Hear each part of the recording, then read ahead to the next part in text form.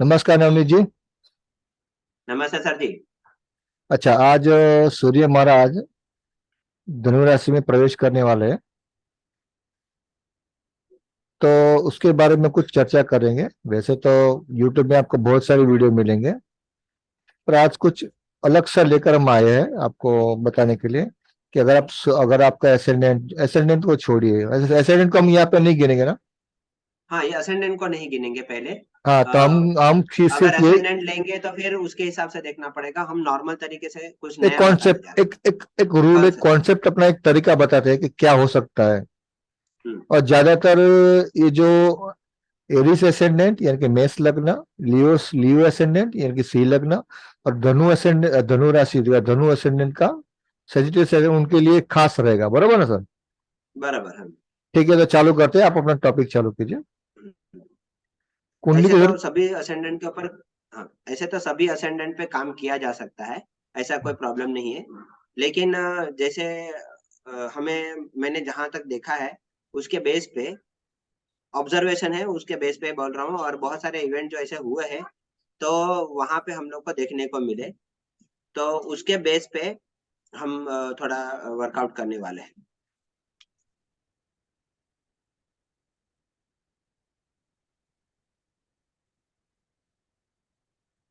तो यहाँ पे हम लोग देखेंगे कि ज्यादातर काल पुरुष की कुंडली का हम लोग विवरण करने वाले हैं। काल पुरुष की जो कुंडली है, उसके आपको पता है नौवा भाव जो है, बराबर। काल पुरुष की कुंडली अगर बना देंगे तो नौवे भाव में धनु राशि आएगी। ठीक है ना। जो नौवा भाव है वो पिता का भी है। दूसरा, बड़ी यात्राओं का भी है। आदमी के कहने बोलने का भाव भी बोला जाता है। जो बाहरी विचार है वो बताना चाहता है, व्यक्त करना चाहता है, वो नौवा भाव है। सामने वाले का ओपोनेंट का बाद थर्ड में हाउस।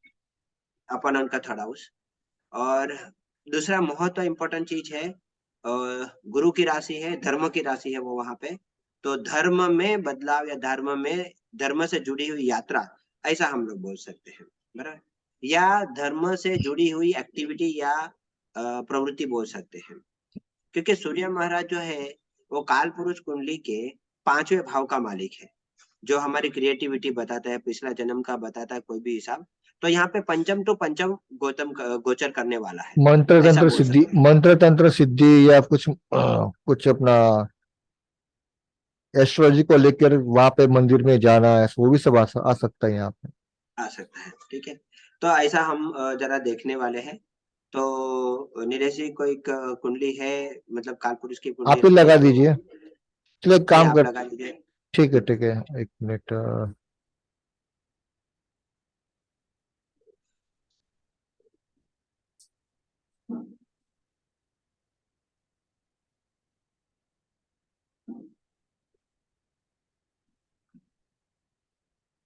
एक नॉर्मल कुंडली लगा लेते हैं।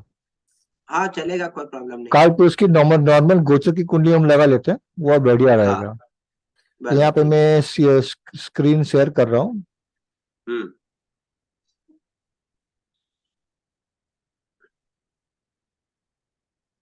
ठीक है। ठीक है। अभी गोचर की हाँ, कुंडली है। गोचर की कुंडली है आज की 13 तारीख की, 4:19 शाम हम्म। के, बॉम्बे, इंडिया।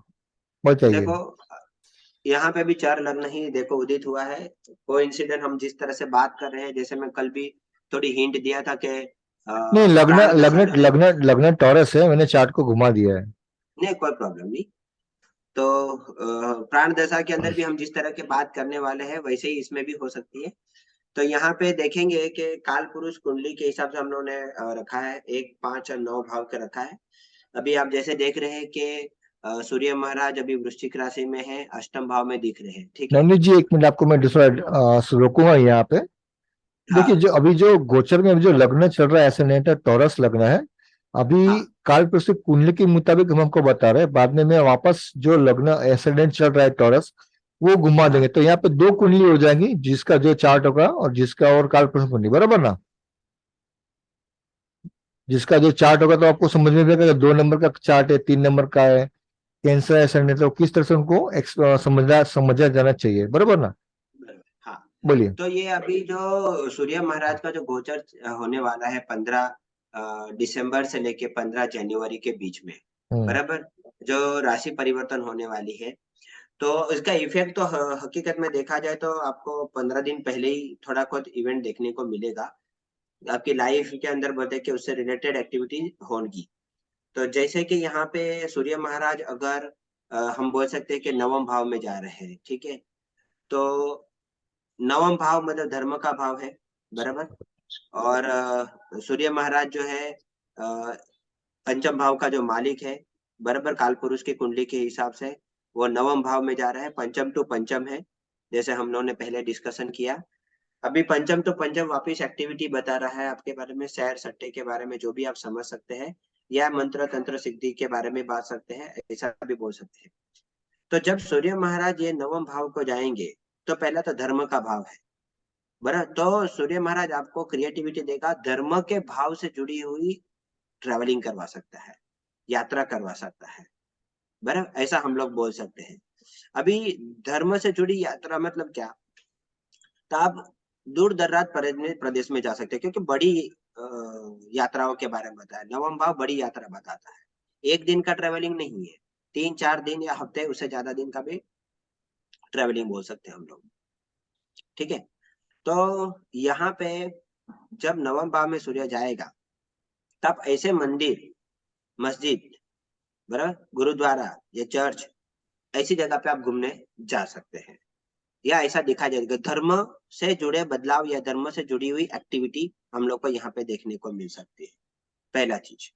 दूसरा, अभी सब चीज कार्य भोगने के लिए असेंडेंट तो जिम्मेदार होता ही है। सही बोला, बराबर। यात्रा तक, यात्रा जब तक आदमी घर नहीं छोड़ेगा तब तक वो जा नहीं सकता, बराबर। तो यहाँ पे से माता पिता से दूर होने का भी चांसेस उस समय के लिए रहते हैं, या आपको जॉब प्लेसमेंट की वजह से, या जॉब ट्रांसफर होने की वजह से, या कोई अदर एक्टिविटी की वजह से भी शॉर्ट पीरियड के लिए जाना पड़ता है। जैसे कंपनी में है, कोई प्रोजेक्ट के लिए वर्क के जा रहे हैं, तो आपको शायद 15-20 दिन या महीने भर के लिए भी पेरेंट्स से दूर होना पड़ सकता है, ऐसा भी हम लोग बोल सकते हैं, बराबर।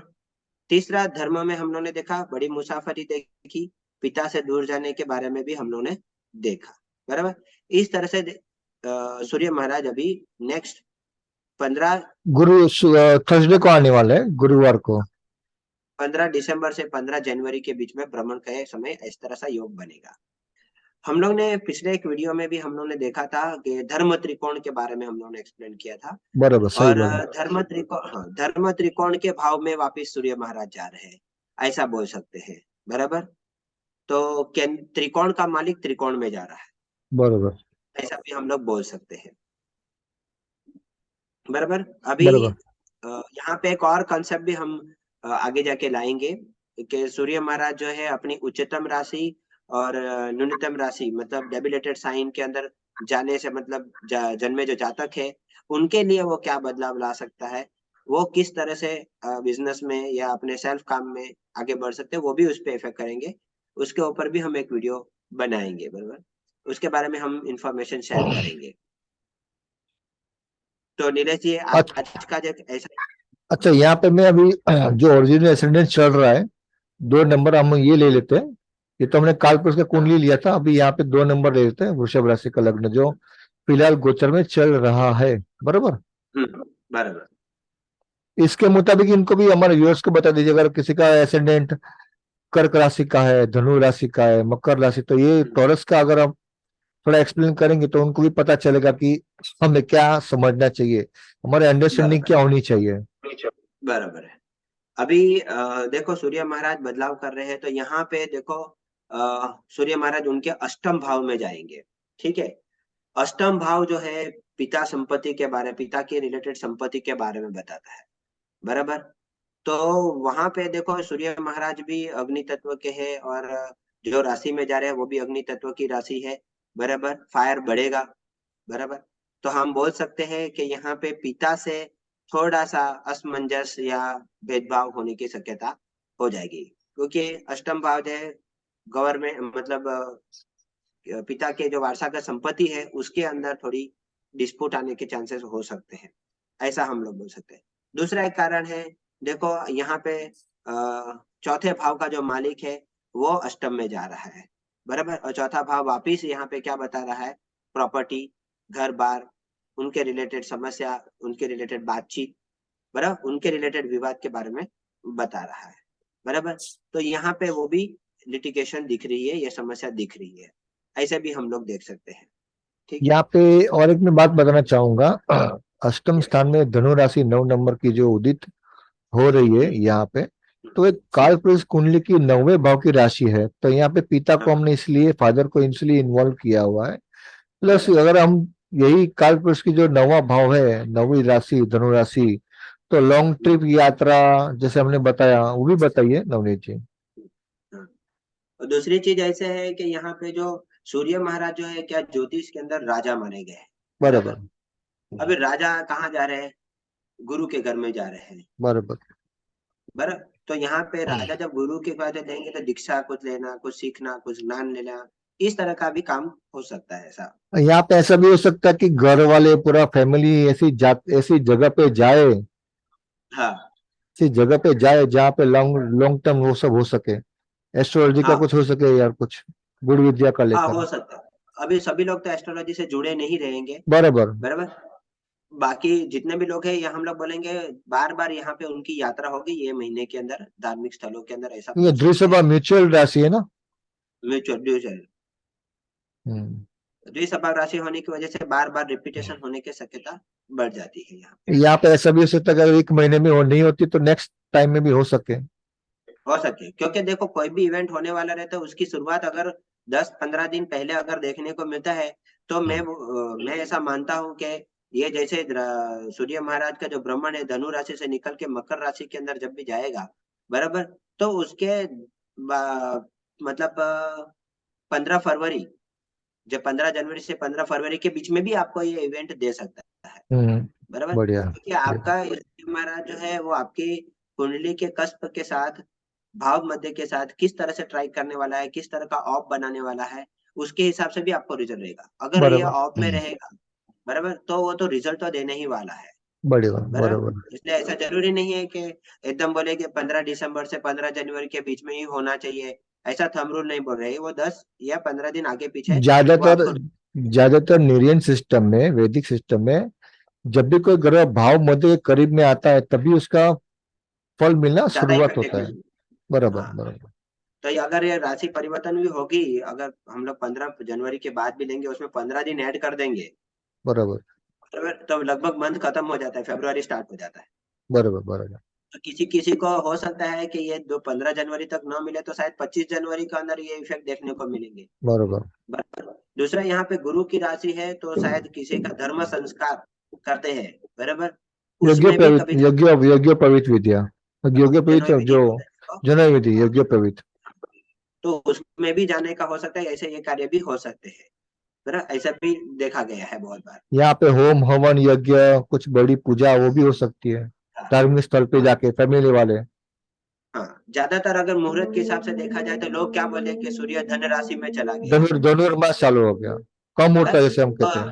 खरवास बोलते हैं कई जगह पे, खर खरमास, बोलते हैं, खरमास। मुहूर्त बोलते हैं, बराबर। तो ये ऐसा नहीं है कि वो मुहूर्त खराब है, क्योंकि वो धर्म की राशि में जा रहा है, तो मुहूर्त तो खराब हो ही नहीं सकते। खाली जो हमारे शादी ब्याह से जुड़े काम है, वो हेलो।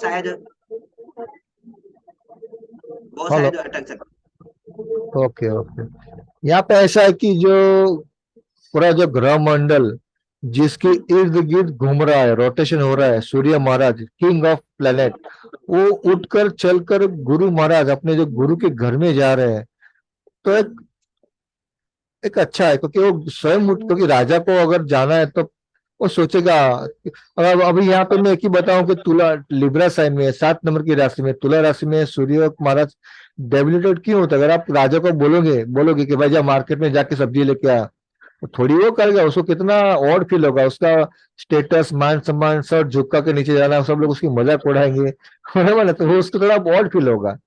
तो वहां पे जो सूर्य की जो पॉजिटिविटी पूरी खत्म हो जाएगी, वो अपने आप को बर्दाश्त नहीं कर पाएगा कि भाई मैं क्या हूँ, कहाँ मुझे, मैं कैसा हूँ, और मुझे यहाँ पे जाना पड़ रहा है, ये इस एरिया से, ये सेक्टर से गुजरना पड़ रहा है, मेरे कैसे दिन आ गए। तो वहां पे वो बाद में वो राजापन छोड़ के बाद में वो पूरा अपनी नेगेटिविटी, अपने जो दुर्गुण है वो चालू कर देगा, अभिमान बढ़ जाएगा, वो बोलेगा हम्म, जो भी किसी भी भीड़ जाएगा, ईगो उसको बढ़ जाएगा, भाई मैं ये आदमी हूँ, तू मुझे पहचानता नहीं, बोलता है तू बड़े तू जा था वो आदमी वहां पे, यहाँ पे तू कुछ और है। सही ना? हम्म, ऐसा भी बराबर। है।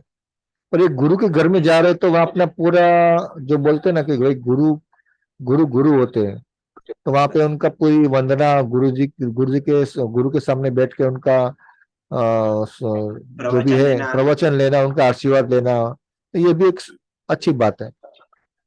अभी आप शास्त्र में देख लीजिए, ज्यादातर राजा थे उन्होंने सब लोग ने अपने गुरु किए हैं, और महान गुरुओं को अपने दरबार में उन्होंने रखा है। बराबर। हम्म। तो वो भी उनके लिए रिस्पेक्ट वाली बात है। बराबर। बराबर तो बराबर। ऐसा भी आप गिन सकते हैं, समझ सकते हैं। हम्म।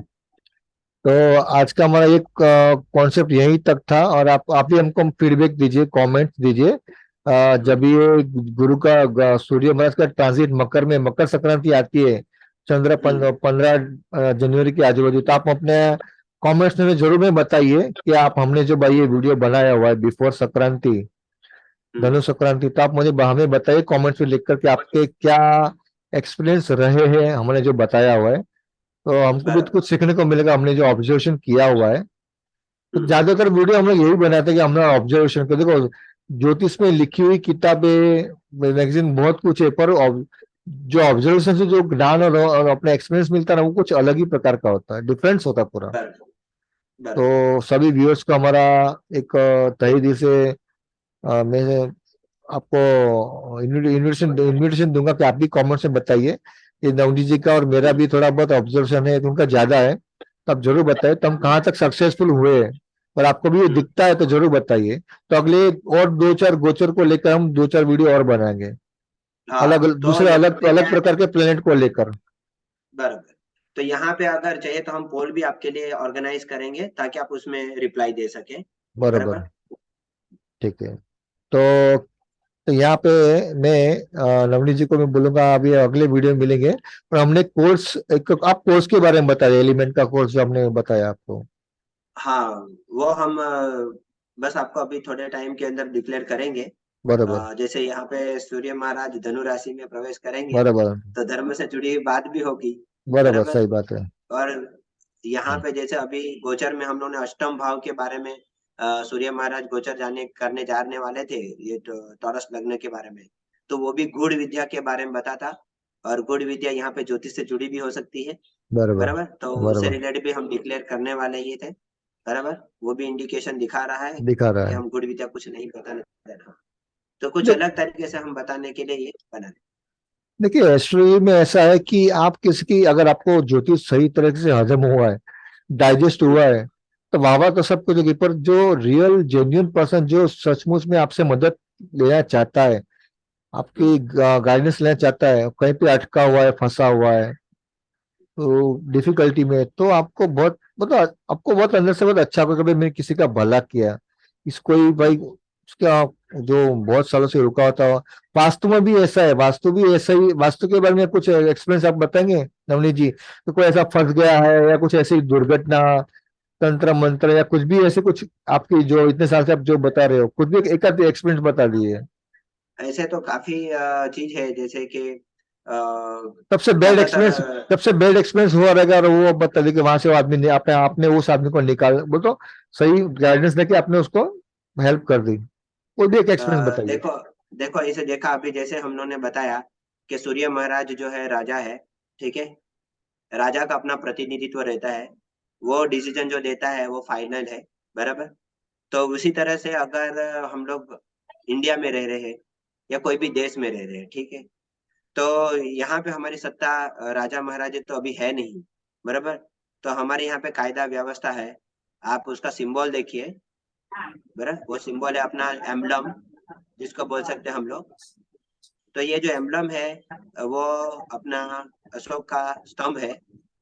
अगर ये अशोक का स्तंभ जो है आपके कायदे व्यवस्था के बारे में है, अगर आप अपने घर के अंदर नॉर्थ वेस्ट डायरेक्शन में इम्प्लीमेंट कर देते हैं या लगा देते हैं या रख देते हैं, तो डेफिनेटली आपके ऊपर जो कोर्ट कचहरी का जो भी केसेस है वो सॉल्व हो जाएगा।